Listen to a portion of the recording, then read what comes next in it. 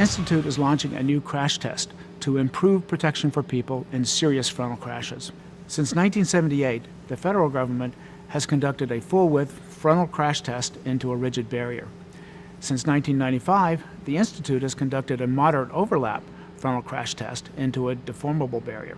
This new small overlap crash test replicates what happens when only a small portion of a vehicle's front end strikes another vehicle or an object, like a pole or a tree. The key crash-absorbing structure in vehicles is located here in the middle of the front end. People are vulnerable in small overlap crashes because these structures are bypassed, and the crash forces can go directly into the occupant compartment. One of the top performers in our test was this Volvo S60. Volvo engineers designed the S60 to do well in small overlap crashes. We've taken the fender off of this other S60 to show you one of the things they did. You can see this upper frame rail that we've painted yellow has been tied back into the stiffer structure in the middle of the vehicle.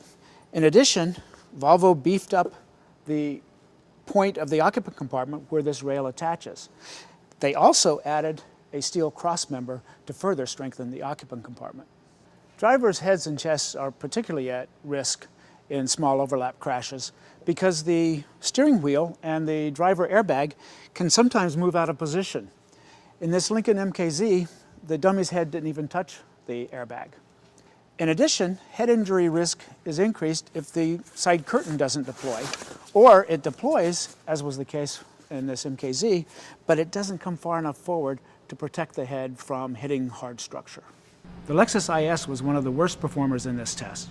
The front pillar pushed in toward the driver, the front wheel pushed into the occupant compartment, and the footwell collapsed, trapping the dummy's feet.